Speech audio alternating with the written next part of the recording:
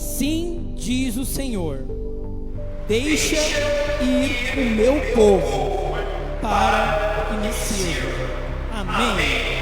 O que esse versículo quer dizer, meu irmão? Vamos colocar esse versículo para as nossas vidas. Deus chamou Moisés com um propósito de tirar o povo da escravidão do Egito. E Deus mandou Moisés falar com o Faraó: deixe o meu povo ir, para que me sirva. O que Deus quer falar conosco esta manhã? Este versículo, essa passagem fala que Deus usou a vida de Moisés para tirar o povo da escravidão do Egito. Por que Deus queria tirar o povo da escravidão do Egito? Porque Deus queria que o seu povo o adorasse. E Deus queria que o seu povo experimentasse a sua presença.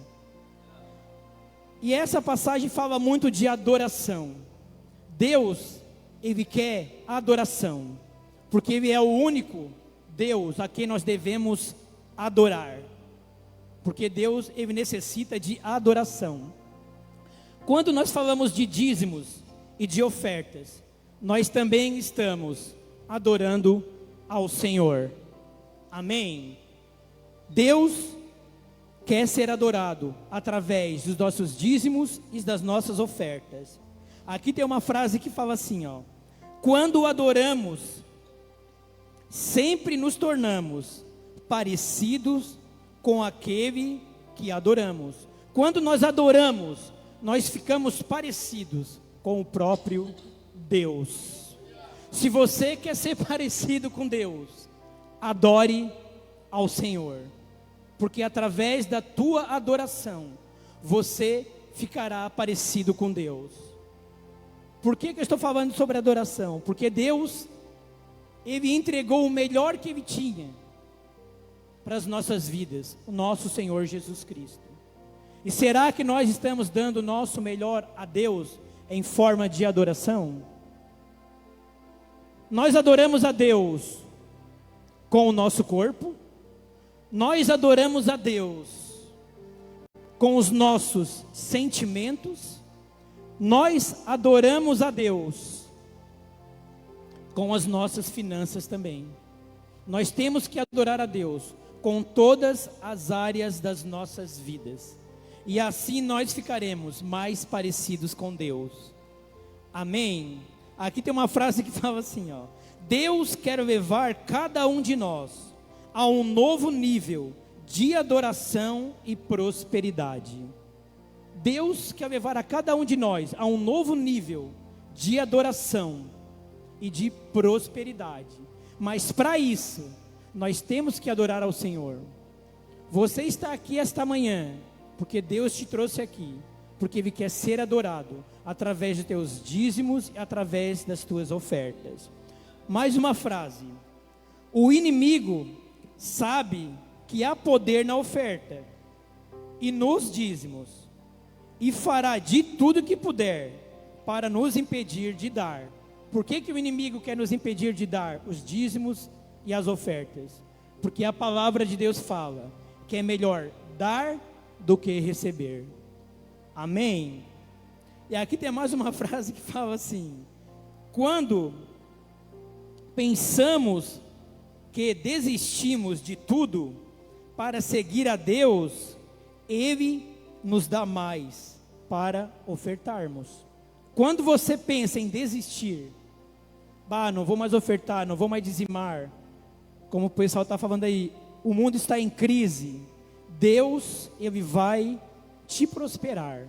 Deus, Ele vai criar recursos de onde não tem, para que você venha ofertar, para que Ele venha ser adorado, e para que cada um de nós viemos a prosperar em todas as áreas das nossas vidas. Amém? Queria que você se colocasse de pé. Vou estar fazendo uma oração para que Deus venha estar abençoando nossos dízimos e as nossas ofertas. Amém? Senhor e Deus e Pai, eu oro, Senhor, por cada vida, por cada pessoa, Senhor, aqui nesta manhã. Abençoa, Senhor, poderosamente a sua vida financeira, a sua casa, o seu lar, a sua família, a sua vida profissional, Senhor, em nome de Jesus. Oh Deus, abre as portas de emprego, Senhor, para aqueles que não têm um emprego, Senhor, em nome de Jesus Cristo, Pai, que a partir desses dízimos desta manhã, das ofertas, Deus, opera milagres, sinais, prodígios e maravilhas, na vida, Senhor, de cada um aqui esta manhã, Senhor, em nome de Jesus, Pai, amém e amém. Pode trazer a sua oferta e os seus dízimos, irmãos, em nome de Jesus, amém.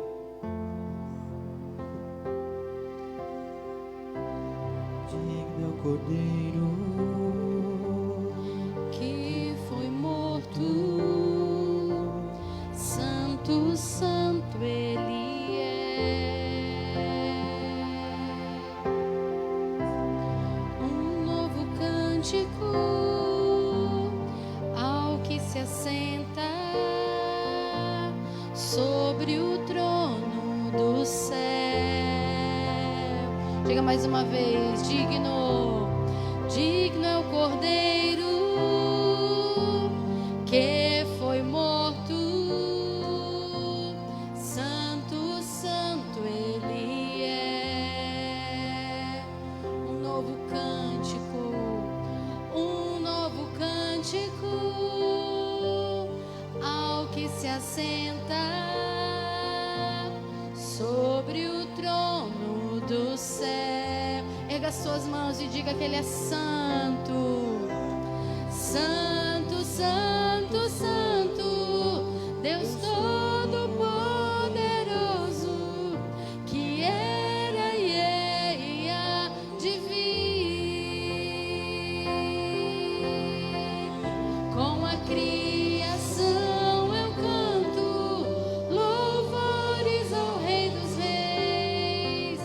És tudo para mim e eu te adorarei.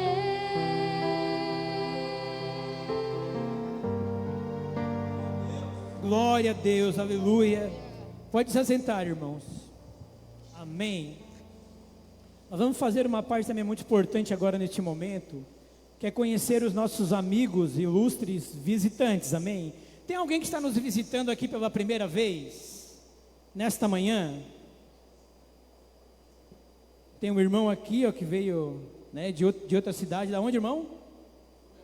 Veio de Blumenau para fazer uma visita aqui para nós, né? Está aqui pela primeira vez. Seja bem-vindo, irmão. Que Deus abençoe a sua vida, a sua casa, o seu lar, a sua família. Amém. Receba uma lembrança aí dos nossos irmãos do acolhimento, tá? Seja bem-vindo, amém. Sinta-se em casa, amém. Glória a Deus. Tem alguém mais nos visitando esta manhã? São todos de casa? Também que Deus abençoe a vida de cada um aqui nesta manhã, amém. Agora nós vamos fazer um momento muito importante.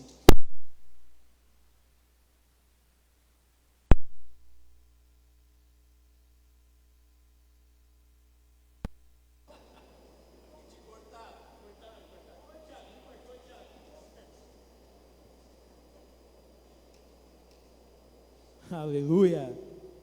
Voltou, irmãos. Conviver nisso vai ser depois, irmão. Tem uma falha ali. Amém? Então, pastor Júnior vai estar trazendo uma palavra poderosa da parte de Deus para nossas vidas. Amém? Aplaude ao Senhor pela vida do nosso pastor. Amém? Glória a Deus. Amém, irmãos? Irmãos, bom dia. Nossa, bom dia mais animado, irmãos. Vamos colocar em pé só um minutinho? Glória a Deus. Deixa eu dar, vamos tentar de novo. Bom dia, irmãos. Quem recebe a paz do Senhor Jesus, joga a mão para cima, dá um glória a Deus bem alto, hein, meu irmão? Então sai do teu lugar e abraça pelo menos 7 irmãos essa manhã. Mas tem que ser aquele abraço apertado do crente, cheio do Espírito Santo, pentecostal. Como o nosso irmão Aguinaldo falou, quem está triste vai saltar de alegria nessa manhã, vai ficar cheio do Espírito Santo. Se der tempo conviver mesmo aí, vocês me avisam, tá? Glória a Deus, dá um abraço. Aleluia, glória a Deus. Eu ia pedir para os irmãos, se não for pedir demais, vocês não querem sentar mais na frente, não, irmãos? Quem sabe aí pula 2, 3 carreiras para frente. Ó, o irmão aqui, ó, irmão, senta mais na frente, mais pertinho de mim aqui, irmãos. Vem aqui, ó, venha, venha. Bom Antônio, irmã Cida, nosso irmão Tiago, vem um pouquinho mais para frente. Casal precioso que está conosco, sejam bem-vindos, tá? Alegria, muito, muito bom recebê-los, viu? Muita alegria, nosso irmão que está também pela primeira vez. lá de Blumenau. Meu pai, a minha mãe, pastora, já foram pastores em Blumenau. Isso, lá no ano a década de 80. Isso, né, pelo Ministério Quadrangular. Isso, está aqui a pastora. Glória a Deus. Amém? Tem aí, vamos rodar agora? Ou não? Deixamos para depois. Depois, né? Então vamos lá, vamos entrar na palavra. Gente, vamos para a palavra. Vamos abrir no Salmos, capítulo 37. Sabe, queridos, e Deus colocou uma palavra muito específica no meu coração para eu ministrar essa manhã. É daquelas palavras que Deus traz um tema claramente no espírito. E talvez eu, humanamente falando, gostaria de pregar talvez um outro tema. Estamos chegando no final do ano, né? E falar assim sobre projetos de vida. Vai haver também com o tema. Mas Deus colocou muito claro em compartilhar com vocês uma palavra essa manhã e nos 3 cultos. Salmos capítulo 37, versículo 5. Eu quero que você participe, quero que você dê glória a Deus, que você levante a mão, que você receba a palavra que Deus tem e que Deus preparou para nós nessa manhã. Salmo 37, 5, vai lá. Só quem está no espírito aí, ó. Entrega o teu caminho ao Senhor, confia nele e o mais ele fará. Coloca a mão sobre o teu coração e ora comigo e diga assim: entrega o teu caminho ao Senhor. Diga assim: confia nele. Diga assim: e o mais ele fará. Diga assim: Espírito Santo, és bem-vindo neste lugar. Diga para ele: o meu coração, diga, está aberto. Diga assim: a minha mente está focada. Diga assim: para ouvir. Diga também: compreender. Diga assim: e obedecer a sua palavra. Só quem recebe diga amém. Deus colocou no meu coração para compartilhar com vocês sobre confiar em Deus. Será que nós temos confiado em Deus? Será que nós temos depositado toda a nossa fé, ou toda a nossa plena confiança nesse Deus que nós viemos buscar? E nesse Deus que, como nosso irmão Aguinaldo estava ministrando, nesse Deus que nós viemos adorar nessa manhã. Nós temos expectativas para 2020, temos o projeto de vida. Se você não pegou, pode pegar depois. Escolhemos uma palavra como o ano da visão. E olhamos o futuro com esperança. E olhamos o futuro com expectativas. E sabemos que Deus tem, se alguém crer, receba. Deus tem o melhor para nós. Deixa eu corrigir essa frase. Deus sempre tem o melhor para nós. Fala para ti, diga assim: Deus sempre tem. Diga assim: o melhor para mim. Isso é parte, essa é uma declaração que é parte de você confiar em Deus, porque de fato e verdadeiramente só declara uma frase como essa: Deus sempre tem o melhor para mim, quem de fato confia que Deus já está lá no futuro esperando por você. Expectativas, esperanças, fazemos o nosso projeto de vida. Muitos vão consagrar no dia 31 de dezembro, quando vamos fazer um culto lindo da virada. Vamos consagrar o projeto de vida no altar. Porém eu pergunto: como anda a nossa fé? Deixa eu te perguntar: como está a nossa, não apenas confiança, mas plena, total, completa confiança em Deus. Eu quero compartilhar sobre um assunto que a Bíblia grita. Eu quero compartilhar sobre um assunto que a Bíblia levanta a voz para declarar bem alto, como através do Espírito Santo, pela palavra, nós somos conduzidos, devemos ser conduzidos a uma vida que coloca sua fé, que coloca sua confiança em Deus. Porque diz a palavra que as coisas desse mundo passam, mas aquele que faz a vontade de Deus, esse permanece para sempre. Eu quero falar 3 pontos. Primeiro, por que confiar em Deus? Segundo, como faço para confiar em Deus? E terceiro, a relação de confiança e fé em Deus. Primeiro, por que confiar em Deus? Irmãos, existem princípios que fundamentam a nossa confiança em Deus.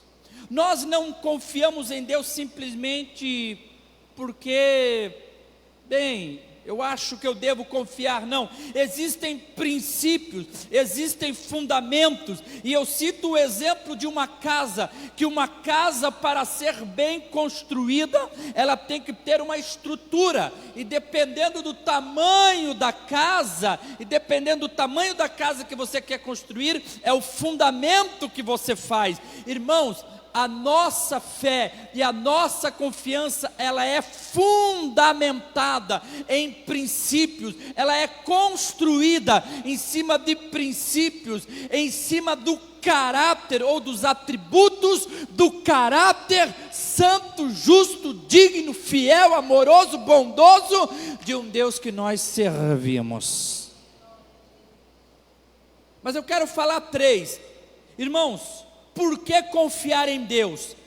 Porque Deus é perfeito em amor, é infinito em sabedoria e totalmente soberano nos seus atos. Pastor, por que eu devo confiar em Deus? Qual é o fundamento de eu colocar, qual é o fundamento de eu depositar a minha confiança em Deus? Primeiro lugar, porque Deus é perfeito em amor. Repete comigo e diga assim: Deus, diga assim, é perfeito em amor. Às vezes, irmão, nós somos tentados a duvidar do amor de Deus. E não são poucas as pessoas que duvidam de que Deus as ama.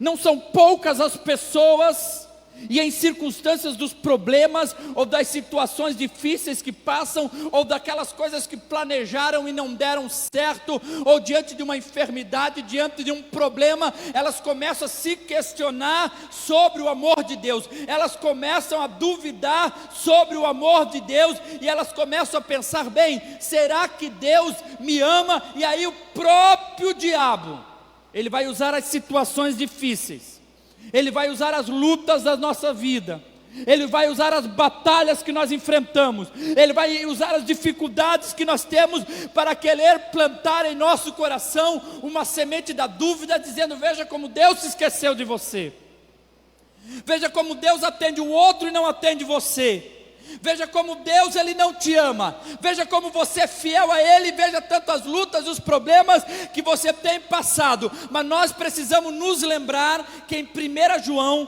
capítulo 4, versículo 8, a palavra do Senhor nos diz assim, vai lá: aquele que não ama não conhece a Deus. Parte B, vamos lá?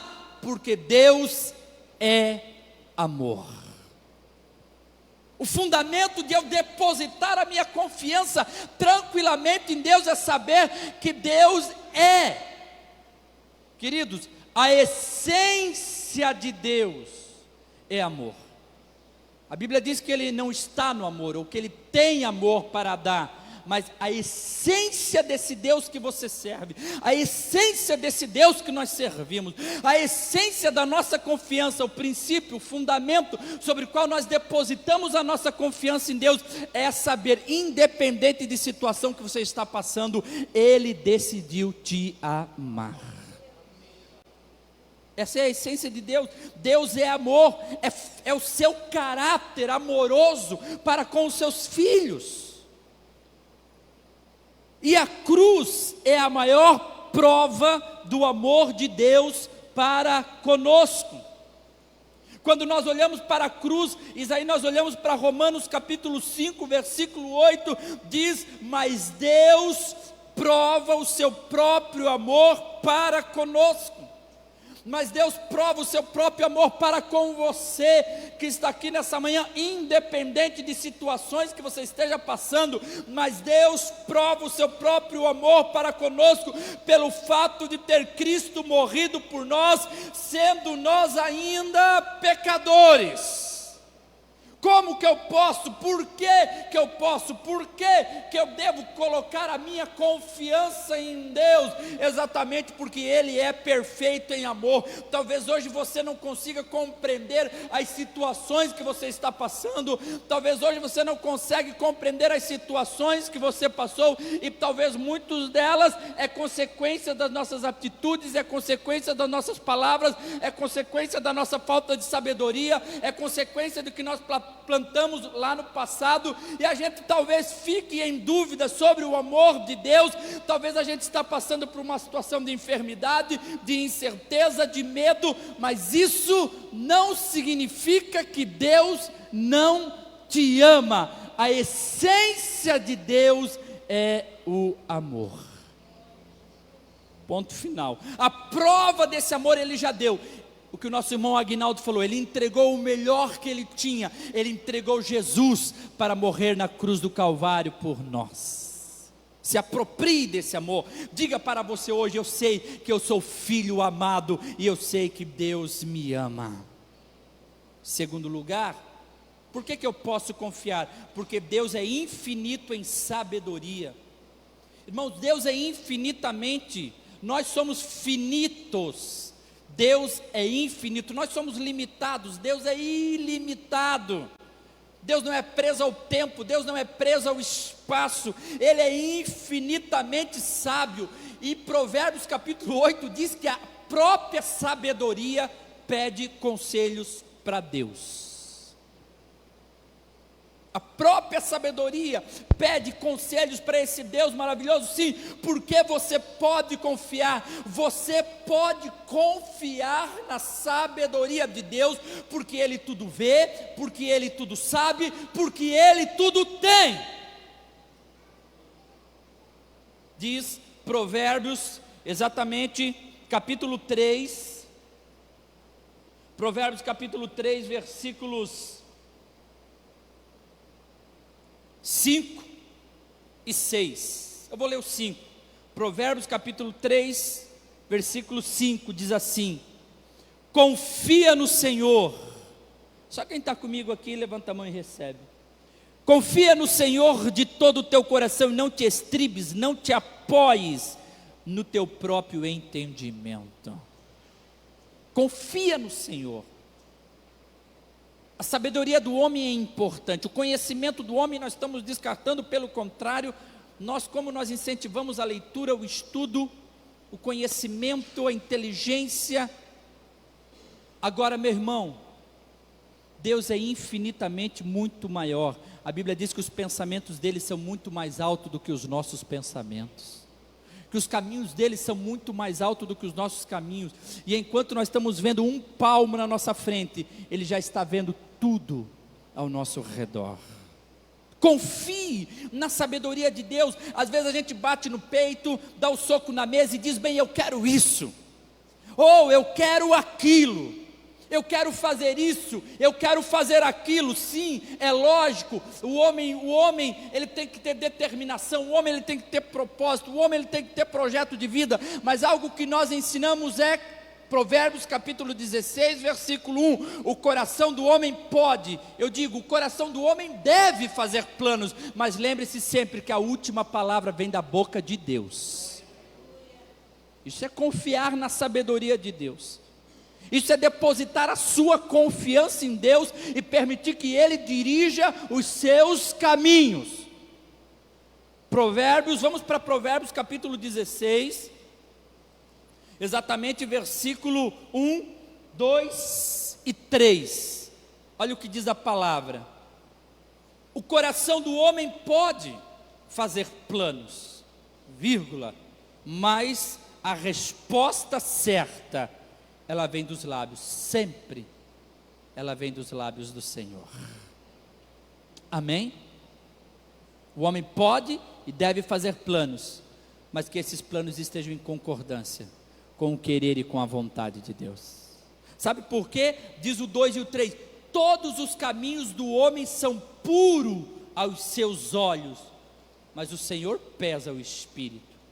Eu tenho muitos planos, e esses planos são puros aos meus olhos, mas é o Senhor quem sonda o coração. Todos os caminhos do homem são puros aos seus olhos, e nem tudo que é bom é de Deus. Todos os caminhos do homem são puros, são bons, são perfeitos aos seus olhos, mas é o Senhor quem sonda o mais íntimo do nosso coração. É o Senhor quem dirige os nossos passos. Sim, Deus é infinito em sabedoria. Então nós vamos correr para o 3, vai lá, receba: confia ao Senhor as tuas obras, e os teus desígnios, e os teus projetos, e os teus sonhos, eles serão estabelecidos. Tem alguém que junto comigo, principalmente eu, porque essa palavra falou primeiro comigo, essa manhã vai colocar um pouco mais a sua confiança em Deus, irmãos? Vamos sair daqui mais confiante nesse Deus maravilhoso? O que nós já aprendemos essa manhã? Nós já aprendemos que Ele é perfeito em amor, que Ele é infinito em sabedoria. Em terceiro lugar, Ele é totalmente soberano nos seus atos. Irmãos, Deus, Ele tem autoridade como os reis da terra. Como os reis antigos da terra, eles tinham autoridade absoluta sobre o seu reino. Eu me detive agora esses últimos meses a ler o Velho Testamento, e o livro que mais me chamou a atenção foi o livro de Daniel. Daniel, ele foi um estadista, foi um homem do estado, ele fez parte do governo.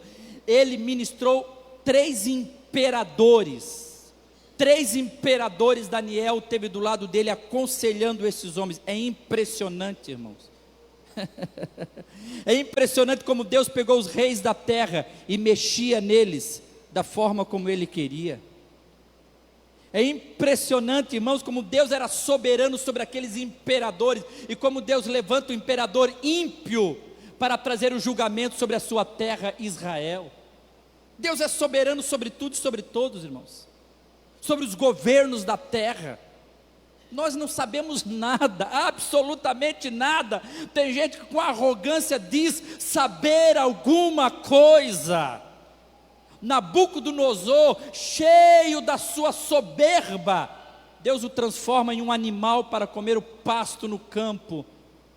E Nabucodonosor, lá em Daniel capítulo 4, versículo 7, depois ele diz: isso eu passei para saber que é o céu quem comanda. Daniel ministrou sobre 3 imperadores, foi uma influência poderosa na vida deles. Os 3 imperadores se dobraram diante do Deus de Israel. Irmãos, escute isso, sabe, Ele é autoridade absoluta. Salmos capítulo 103, versículo 19. Alguém pode levantar a mão e receber? Salmos 103, 19. Talvez você está preocupado na tua casa, na tua família, no teu casamento, com as situações. Receba: nos céus estabeleceu o Senhor o seu trono, e o seu reino domina sobre tudo. Por que eu posso confiar em Deus? Porque eu sirvo um Deus que é soberano. Ninguém manipula Deus, irmãos. Ele é soberano. Você pode confiar em Deus, nada foge ao seu controle. Talvez você olhe as circunstâncias difíceis da vida, os erros da vida, e a maioria das coisas, simplesmente Deus age por princípio, e o princípio áureo é que aquilo que a gente planta, a gente colhe, e a maioria de nós está colhendo hoje o que a gente plantou ontem. Deus age por princípios. Deus não foge aos seus princípios, Deus não foge à sua palavra, às circunstâncias difíceis, os erros da vida, aquilo que nós não entendemos. Ele é soberano. Cabe a mim e a você dobrar os seus joelhos, entregar a nossa vida a Ele e confiar nesse Deus maravilhoso. Salmo 37:5, entrega teu caminho, entrega a tua vida, confia nele e o mais Ele fará. Por que eu posso confiar em Deus? Diga comigo assim, diga assim, Deus, diga assim, é perfeito em amor, diga infinito em sabedoria, diga assim, totalmente soberano. Agora, em segundo lugar, como eu faço para confiar nesse Deus? Como eu faço para confiar nesse Deus maravilhoso? Nesse Deus que nós aprendemos hoje, que eu não preciso me preocupar, porque eu sei que Ele me ama. Eu não preciso me preocupar, porque a sabedoria dEle é muito maior que a minha. Eu não preciso me preocupar, porque Ele é soberano sobre tudo e sobre todos. O diabo é como um pitbull na mão de Deus. Ele está aqui na corrente, irmãos. Ele está aqui na corrente. Ele não pode te tocar se você estiver guardado debaixo do sangue do Senhor Jesus. O diabo só tem a força que você der a ele. O diabo só tem a força que se nós abrirmos a porta para ele. Então, meu irmão, mantenha a sua fé e sua confiança sempre em Deus. Quem está recebendo a palavra nessa manhã? Pastor, mas como faço para confiar em Deus? Nós precisamos aprender a andar pela fé. Lá em Hebreus capítulo 11, versículo 1, e depois o versículo 6 nos fala exatamente sobre isso. Ora, a fé é uma certeza daquilo que eu espero, é uma convicção de fato que eu não vejo. A fé, irmãos, é uma certeza, a fé é uma convicção. Essa confiança em Deus tem a ver com uma certeza no meu coração. Hoje é uma quantidade enorme de crente dentro das igrejas ansiosos, dentro da igreja com preocupações excessivas. Hoje é uma quantidade enorme dentro das igrejas de pessoas que não conseguem confiar nesse Deus. Hoje há uma quantidade enorme de pessoas dando conselhos para Deus, de como Deus deveria fazer.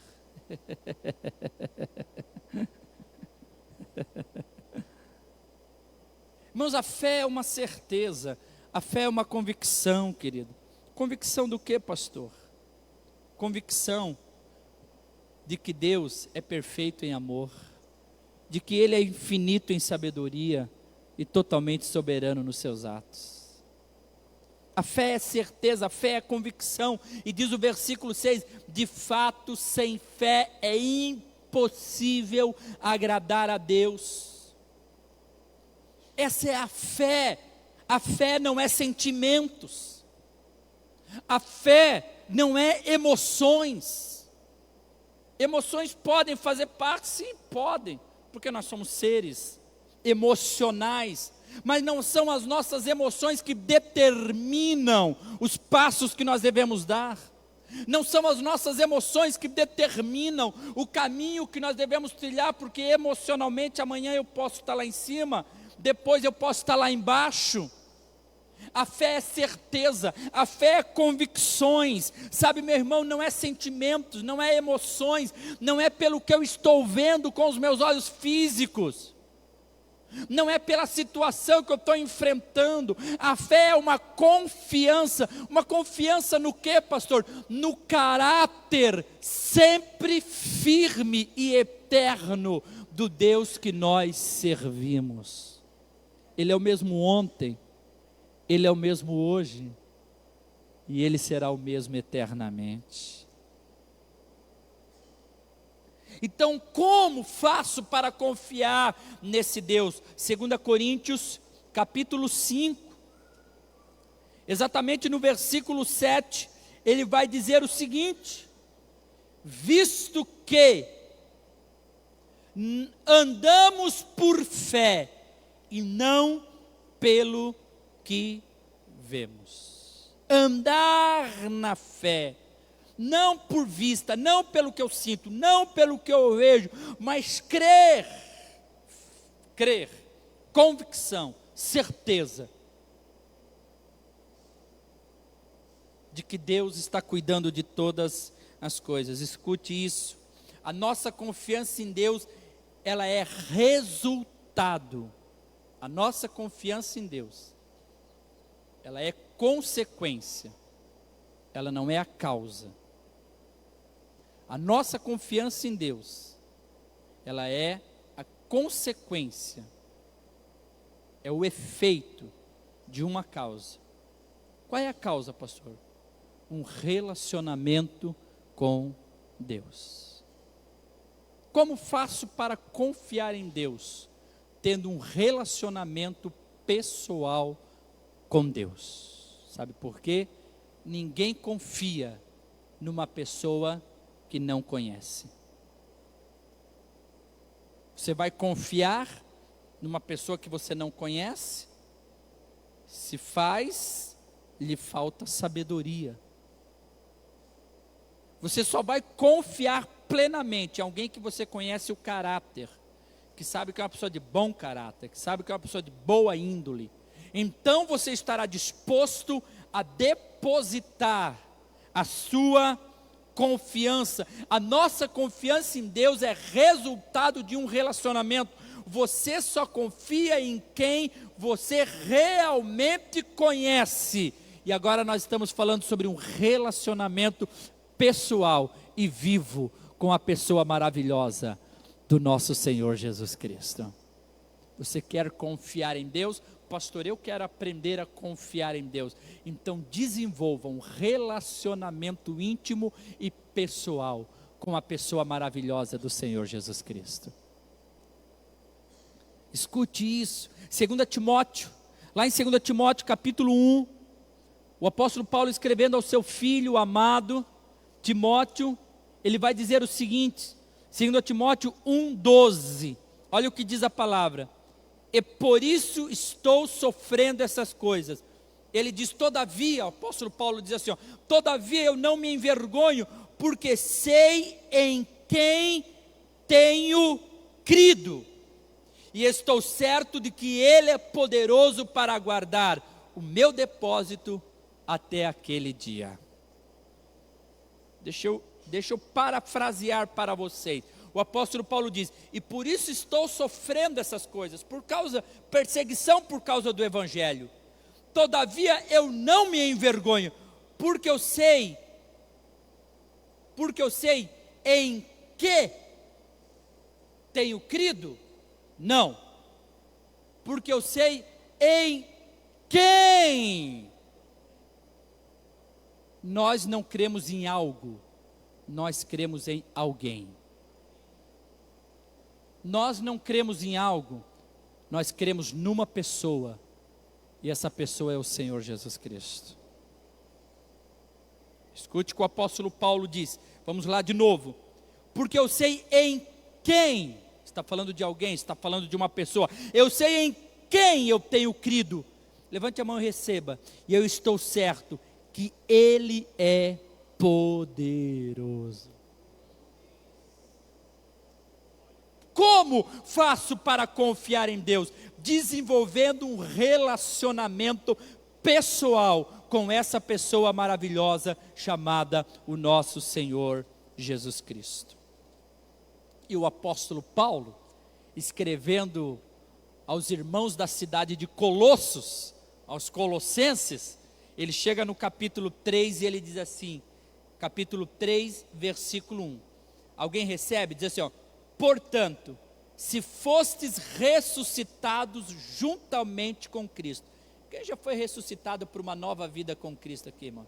Quem já confirmou isso no batismo nas águas? Buscai as coisas lá do alto. Quem veio hoje buscar as coisas lá do alto, irmão? Quem veio hoje buscar as coisas de Deus para a sua vida? Mas o que me impressiona é a última parte. onde Cristo vive e está assentado à direita de Deus Pai. Você não tem relacionamento com um Deus morto. Jesus está vivo. Jesus ressuscitou ao terceiro dia. Quando você dobrar os seus joelhos, ou sentado, ou andando, ou deitado, ou a maneira como for, se é de coração, Jesus está vivo. Ele está sentado ao lado de Deus Pai. Ele ressuscitou ao terceiro dia. Como faço para depositar a minha confiança em Deus? Desenvolva um relacionamento pessoal com Cristo. Como, pastor? Conversando com Ele todos os dias. Deixa eu te perguntar, você já conversou com Jesus hoje? Você já deu um bom dia para Ele hoje? Você já disse: Jesus, seja bem-vindo na minha vida? Você já deu um abraço espiritualmente falando nele? Você já disse: venha comigo, dirige meus passos, coloca tuas palavras na minha boca? Irmãos, o ideal cristão, só quem está comigo receba, o ideal cristão nessa terra é ser como Jesus é. Aonde você chegar, as pessoas dizerem: opa, chegou alguém que é parecido com Jesus. Chegou alguém que reflete o caráter de Cristo. Por quê? Porque caminha com Jesus. Certa feita, os religiosos judeus olharam para os apóstolos e falaram o seguinte para eles: olha o que eles estão fazendo, olha o que eles estão falando, vírgula, esses homens estiveram com Jesus. Irmão, quando você andar com Jesus, todo mundo à tua volta vai reconhecer. Tuas palavras, as nossas atitudes, as nossas ações. Terceiro e último lugar para a gente concluir, a relação da confiança e a fé. Porque diz lá em Romanos, capítulo 10, versículo 17. Romanos 10, 17. Nosso irmão teclado já quiser subir ali, Romanos 10, 17, assim a fé, vai lá, declara, diga assim: a fé, diga vem, de novo, diga a fé, diga assim, é gerada pela, diga assim, pregação da palavra. Eu sei que essa manhã a fé foi gerada no nosso coração, vamos sair daqui mais cheios de fé. Sabe por quê, irmãos? Porque a fé é gerada quando nós ouvimos a palavra. Esses dias atrás eu falei em um culto, quando a gente entrega a nossa vida para Jesus, quando a gente desce as águas do santo batismo, uma pequena medida de fé é dada para cada um de nós. Uma pequena medida de fé é dada para cada um de nós. Ele dá o suficiente para a gente começar. Ele dá o suficiente para a gente dar os primeiros passos. E a pastora Francine, domingo passado, no culto das 6, pregou sobre autorresponsabilidade. Aí entra, não é responsabilidade de Deus, não é responsabilidade do pastor, não é responsabilidade do discipulador, não é responsabilidade do líder. Irmãos, deixa eu ser direto e franco com você. A responsabilidade de multiplicar a fé é sua exclusivamente. A responsabilidade do pastor é pregar a palavra. A responsabilidade do pastor é alimentar você com a palavra. Agora, multiplicar essa fé, aplicar essa fé, viver essa fé, praticar essa fé, aí é tua responsabilidade. Assim como a minha também é. Em viver, em multiplicar, em acrescentar, em aplicar esta fé. Fazer crescer é nossa responsabilidade. E os discípulos, em Lucas capítulo 17, certa vez chegaram para Jesus e pediram: Senhor, aumenta-nos a fé. Quantos essa manhã querem orar juntamente comigo? Senhor, aumenta a minha fé essa manhã. Depois nós vamos nos levantar e nós vamos vir aqui na frente, nós vamos cantar. nós vamos profetizar, nós vamos declarar em fé. E os discípulos fizeram a mesma pergunta que eu e você fazemos, às vezes todos os dias. Aqui, né? Eu vou ler todo o contexto para vocês de Lucas 17, do 3 ao 6. Acautelai-vos, Jesus disse: se o teu irmão pecar contra ti, repreende-o, e se ele se arrepender, perdoa-lhe. Se por 7 vezes no dia pecar contra ti, e 7 vezes vier ter contigo dizendo: estou arrependido, Jesus disse: perdoa-lhes. Então disseram os apóstolos ao Senhor: aumenta-nos a fé. Não estamos falando de questão de operar milagres, não estamos falando de ter grandes conquistas na vida, mas Jesus falou: se o teu irmão pecar contra ti, perdoa eles. Se vier 7 vezes, perdoa 7 vezes. Aí os apóstolos falaram: mas daí é demais. Eles estavam falando: nós não temos fé para praticar isso daí, nós não temos fé para aplicar esse negócio, meu irmão, perdoar 7 vezes. Aí eles pediram: aumenta-nos a fé para conseguir praticar isso. Nesse momento eles não estavam pedindo fé para operar grandes milagres, para ter grandes conquistas na vida, era fé para conseguir absorver o ensino de Jesus, para poder perdoar. Vamos ver o que Jesus respondeu? Olha o que Jesus disse. Respondeu-lhe o Senhor: se vocês tiverem fé como um grão de mostarda, direis a esta amoreira: arranque-te e transplante do mar, e ela vos obedecerá. Pastor, qual é o segredo aí? Jesus não disse: se tiverdes fé do tamanho de um grão de mostarda. Jesus disse: se tiverdes fé como. É uma comparação. Jesus está comparando a fé a uma semente. Diga comigo assim: fé. Mas diga com fé, né, meu irmão? Pelo menos isso. Diga assim: fé igual semente. Se você tiver fé como igual a um grão de mostarda, comparando, a fé é uma semente. Agora eu te pergunto: se eu quiser colher mais mostardas, o que eu devo fazer? Mais semente. Plantar mais sementes de mostarda. Jesus está falando assim: como? Comparando a fé a uma semente. Então diga assim: não está falando de uma pequena fé, está comparando como a semente. E como é que você colhe mais? Quando você planta, quando você cultiva. Você quer multiplicar a mostarda? Plante sementes de mostarda. Levanta a mão e receba. Você quer multiplicar a fé? Plante a fé todos os dias. Jesus estava falando: mas como que eu vou perdoar 7 vezes? Comece perdoando uma vez.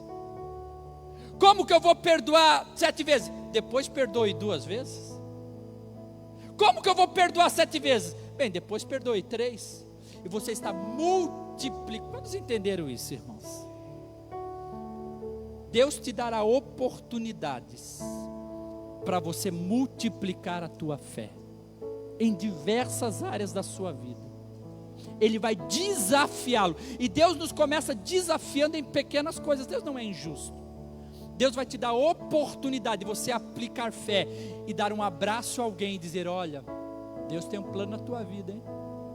Talvez, ou alguns já tem uma. A gente olha para a pastora Maria do Carmo, ela já tem uma grande colheita nesse sentido, porque ela planta muito nesse sentido. Mas talvez para alguém ainda a sementinha não brotou. Você precisa cultivar a fé nesse sentido. Quantos estão entendendo o que eu estou falando? Se a gente falar sobre ofertas, poxa, mas eu dar uma grande oferta? Bem, comece dando pequenas ofertas, e a tua fé vai crescendo ao ponto de você plantar uma grande semente na obra de Deus. Como a mostarda, comparando. Jesus não falou: não, se a tua fé for igual, for do tamanho, então uma fé pequenininha vai operar grandes milagres. Jesus não estava falando isso. Jesus está falando sobre cultivar a semente. Jesus está falando sobre plantar a semente. Jesus está falando sobre regar uma semente de mostarda e ela daria seus frutos. Cuide da tua fé, regue a tua fé, pratique a tua fé, e você vai ter uma grande fé em nome de Jesus. Não se nasce grande. Jesus dá um pouquinho para a gente começar. É a gente que vai multiplicando. Vamos se colocar em pé em nome de Jesus. Isso, aumenta o som um pouquinho. Eu quero te convidar nessa manhã. Você quer aumentar a sua fé? Ele te dará oportunidades para plantar e aplicar fé. Semeie fé, aquela fé que é gerada pela palavra de Deus, aquela fé que é gerada pela oração. Ele te dará diante das situações da vida, dentro da tua casa, dentro do teu lar, no teu casamento, com os teus filhos, diante de fazer um projeto de vida. Você será desafiado a cultivar a semente da fé, a cultivar a semente da fé para que você possa colher. Se alguém essa manhã quer vir nesse altar e sinceramente dizer para Deus: eu quero aprender a confiar mais em Deus, eu ando preocupado, eu ando ansiosa, eu estou achando que sou eu que vou resolver, que eu tenho a sabedoria. Saia do teu lugar nessa manhã. Vamos vir no altar do Senhor derramar o nosso coração. Meu irmão, Deus Ele é perfeito em amor. Deus Ele te ama. Querido, tranquilo, porque Ele é infinito em sabedoria. Descansa, porque Ele é totalmente soberano nos atos dEle. Venha para frente buscar um relacionamento com Jesus. Não é religião, não é botar uma capa de crente, vir ao domingo, quando terminar o culto, pendurar no cabide, bem, e domingo que vem eu volto. Não, isso é religião, isso é ser um religioso. Nós estamos falando sobre viver uma vida com Deus, nós estamos falando sobre desfrutar de um relacionamento todos os dias com esse Jesus maravilhoso, sobre aplicar fé, sobre ser um crente autêntico. Irmãos, a fé, ela vem pelo ouvir, mas ela é liberada pelo falar. Fala, profetiza, declara, ora com entusiasmo, ora com fé, ora com determinação, ora com vontade, meu irmão. Enquanto nós vamos cantando a Ele,